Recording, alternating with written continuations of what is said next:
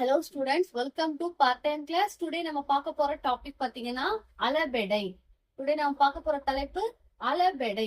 அளபெடை அப்படின்னா என்ன? அளபெடை அப்படின்றது நீண்டு ஒலித்தல்.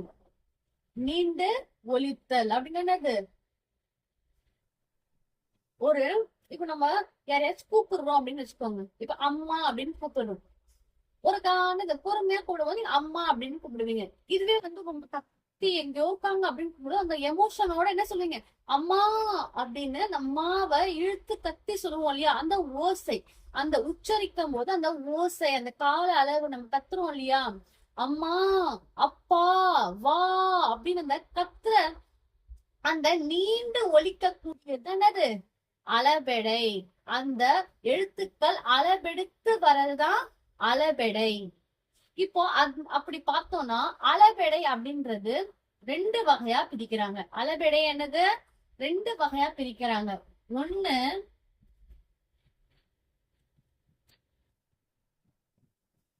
உயிர் அளபெடை. உயிர் அளபெடை. இன்னொன்னு ஒற்றளபெடை. புரியுதா? உயிர் அளபெடை, ஒற்றளபெடை அப்படின்னு ரெண்டா பிரிக்கிறாங்க. ஃபர்ஸ்ட் நம்ம உயிர் அளபெடை. உயிர் அளபெடை அப்படின்னா என்ன அப்படின்றத பார்க்கலாம். உயிர் அளபெடைன்னும் போது நம்ம கொடுத்துட்டாங்க உயிர் அப்படின்னு அவங்களே. உயிர் நெட்டெழுத்துக்கள். உயிர் நெட்டெழுத்துக்கள் நீண்டு ஒலிப்பது. உயிர் நெட்டெழுத்துக்கள் நீண்டு ஒலிப்பது. உயிர் நெட்டெழுத்துக்கள் எத்தனை இருக்கு? 7. என்னென்ன? ஆ, ஈ, ஊ, ஏ, ஐ, ஔ. இந்த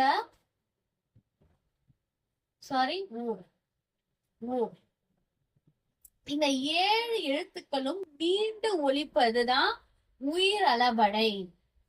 இந்த உயிர் அளபடை அப்படின்றதுல 3ஆ பிரிக்கிறாங்க. உயிர் அளபடை என்ன பண்றாங்க? 3ஆ பிரிக்கிறாங்க. அது என்னன்னு பாக்கலாம். செய்யுளிசை அளபெடை, இன்னிசை அளபெடை,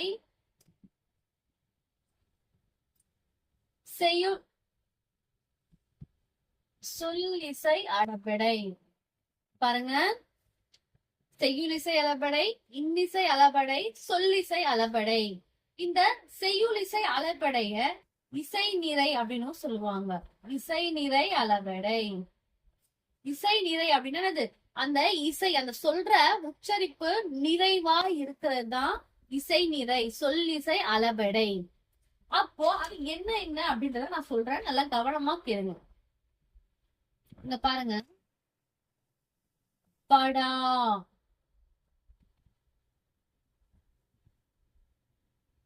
படார், கெடார். இப்ப நீங்க ஏதாவது சொல்லி பாருங்க. கெடார், படார். சொல்லும் போது நார்மலா நீங்க என்ன சொல்லுவோம்? படார், கெடார். இப்போ இதுவே நம்ம இசை நிறையா அத முழுமையா அந்த வாரிச முழுமையா உச்சரிக்கும் பொழுது படார், அந்த எமோஷனல் அந்த கரெக்டான ஓசையோட சொல்றது என்னன்னு பாருங்க. கெடார், படார், கெடார். அந்த ஆர் அப்படின்ற அந்த ஓசையதான் அளபெடை. அந்த அளபெடுத்து வருவது, அந்த நெட்டெழுத்துக்கு பின்னாடி உயிரெழுத்து எழுதி அந்த கெடார் அப்படின்ற அந்த ஓசையதான் அளபெடை. புரியுதா? அந்த ஓசைதான் அளபெடை அப்படின்னு சொல்றாங்க. இப்ப நீங்க நார்மலா படிக்கும் கெடார், கெடார் அப்படின்னு படிக்கும். இது பாருங்க, கெடார். அதுக்காக நீங்க கெடா ஆர் அப்படின்னு படிக்க கூடாது. இத மொத்தமா சேர்த்துதான் படிக்கணும். அந்த அளபெடை தான் நீட்டு தான் ஒலிக்கணும் தவிர அது தனித்தனியா ஒலிக்க கூடாது. கெடார், படார் அப்படிதான் ஒலிக்கணும். புரியுதா? இப்ப பாருங்க, இசை நிறை அளபெடை. இசை நிறை அளபெடைய நான் சொல்றேன். கெடுப்பதும்,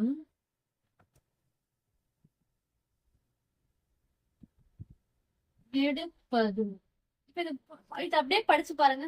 கெடுப்பதும், ஈஸி தானே, கெடுப்பதும் எடுப்பதும்.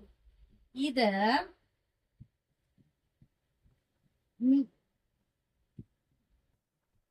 பாருங்க, குறில் எழுத்துக்கள் நெடிலாக மாறி, குறில் எழுத்துக்கள் நெடிலாக மாறி அதன் பின் அளபெடுக்கும்.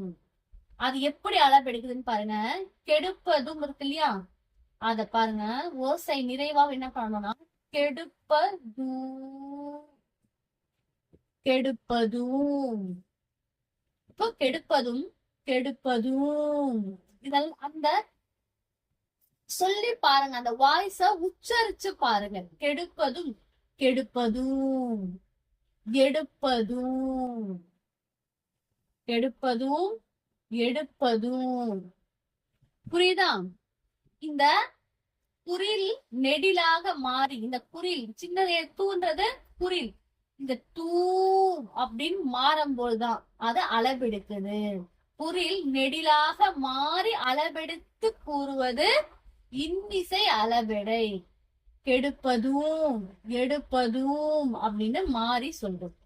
இப்ப சொல்லிசை அளபெடை. சொல்லிசை அளபெடை, சொல்லிசை அளபெடை ஒண்ணுமே இல்ல, ஈஸி. ஒரு பெயரச்சம் வினையச்சமாக மாறி ஒலிப்பது சொல்லிசை அளபெடை. அது எப்படி வினையச்சமா மாறும் அப்படின்னா, தழி,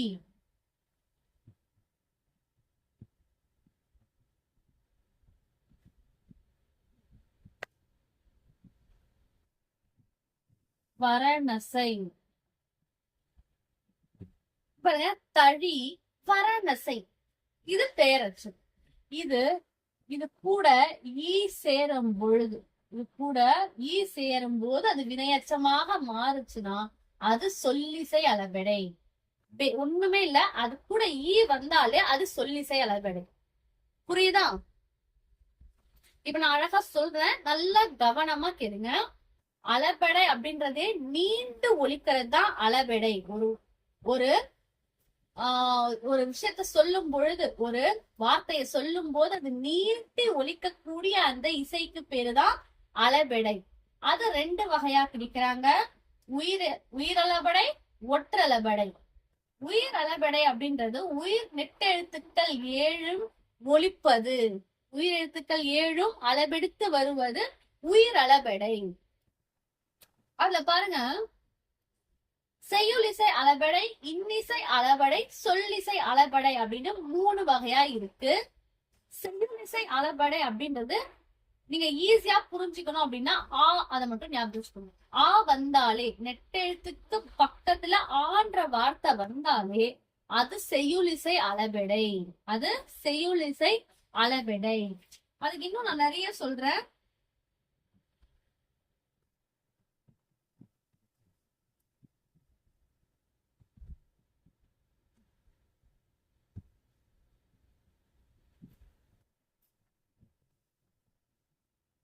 தொழா, தொழார்.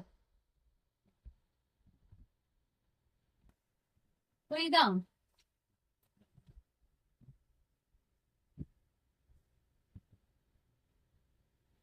நெக்ஸ்ட் பாருங்க, வேற இன்னும் என்னென்ன சொல்லலாம் அப்படின்றத நான் எழுதுறேன். உழார், உழார் அப்படின்னு இருக்குன்னா அது ஆர், உழார் அப்படின்னு சொல்லி எழுதுறாங்க. படார், கெடார். சில பேர் கன்ஃபியூஸ் ஆகிறாங்க. சம்திங் கொஸ்டின்ல கேட்கும் பொழுது என்ன பண்றாங்க அப்படின்னா, நம்ம ஆ மட்டும் தானே சொன்னோம், ஓலாம் சொல்லவே இல்லையா, அப்ப இந்த என்ன அளபெடைன்னு தெரியல அப்படின்னு சொல்லி நிறைய பேர் கேக்குறாங்க. இது ஓன் வந்தாலும் ஏன்னா நெட் எழுத்துக்கள் சொல்லியாச்சு, நெட் எழுத்துக்கள் வந்தாலும் உயிர் அளபெடை தான். அப்போ இத படிக்கும் போது என்ன பண்ணணும், ஓதல் அப்படின்னு படிச்சா போதும். புரியுதா? இந்த உயிரளபெடையோட மாத்திரை 3, உயிரளபெடையோட மாத்திரை 3. ஏன்னா இது நீட்டி ஒலிக்கும். உயிரளபடைன்னு நம்ம நெட் எழுத்துக்கள்ல 2 மாத்திரை கொடுத்திருப்போம், இது நெட் எழுத்துக்களையும் நீண்டு ஒலிக்கிறதால இது 3 மாத்திரை. சரி, இப்ப பாருங்க, இன்னிசை அளபெடை. இன்னிசை அளபெடை என்ன சொல்லியாச்சு, நெட் எழுத்துக்களாக மாறி ஒலிப்பது. அதுல உனக்கு ஈஸியா புரியணும் அப்படின்னு வச்சுக்கோங்கன்னா, இந்த தூ பக்கத்துல ஊன் வந்தாலே, வகர எழுத்து வந்தாலே அது இன்னிசை அளபெடை. இது பாருங்க, சொல்லிசை அளபெடை.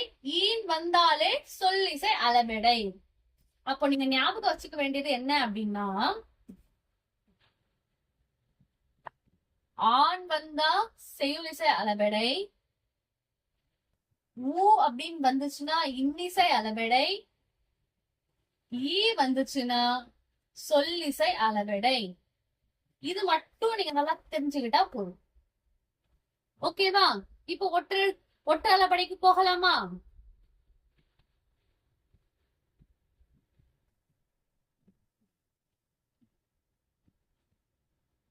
இப்ப பாருங்க, ஒற்று அளபெடை.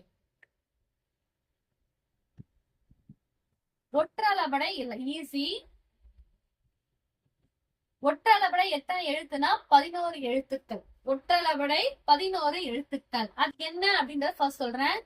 மெய் எழுத்து 10, ஆயுத எழுத்து 1. இந்த மெய் எழுத்து 10 என்னன்றத நான் எழுதுறேன் பாருங்க. இங்கு, இஞ்சு, இன்னு, இம்,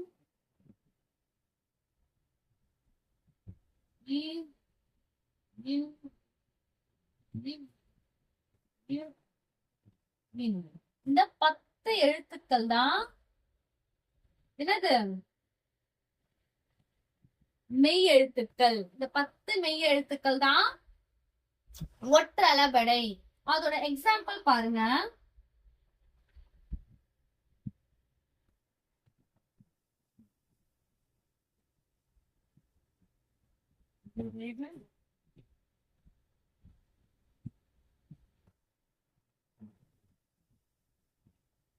ஈஸி, ஒண்ணுமே இல்ல. இந்த மெய்யெழுத்து 2ஆ வந்தா, மெய்யெழுத்து இல்லைன்னா ஆயுத எழுத்து 2 வாட்டி வந்தாலே அது ஒற்று அளபெடை. பாருங்க, இங்கு அப்படின்றது 2 வாட்டி வந்திருக்கு. அக்கு அப்படின்றதும் 2 வாட்டி வந்திருக்கு. என்கிறைவன், எஸ்கிலக்கியா அப்படின்னு 2 வாட்டி, அந்த இங்க 2 வாட்டி வந்தாலே அது ஒற்று அளபெடை. புரிஞ்சுச்சா? இவ்வளவுதான். இது மத்தபடி வேற எதுவுமே அவ்வளவா கிடையாது. இந்த ஒற்றளபடை, உயிரளபடை இத நீங்க நல்லா கவனிச்சு படிச்சாலே போதுமானது. ஓகேவா? இது உங்களுக்கு நல்லா தெளிவா புரிஞ்சிருக்கும் அப்படின்னு நான் நினைக்கிறேன். உங்களுக்கு ஏதாச்சும் ஒரு டவுட் இருந்துச்சுன்னா எனக்கு கமெண்ட் செக்ஷன்ல சொல்லுங்க. நான் என்ன டவுட்டா இருந்தாலுமே கிளியர் பண்றேன். வேற என்ன வீடியோ வேணும் அப்படின்னு, என்ன இலக்கியத்துல டவுட்டா இருந்தாலும் எனக்கு கமெண்ட்ல சொல்லுங்க, நான் உங்களுக்கு சொல்லுவேன். Okay students, thank you for watching.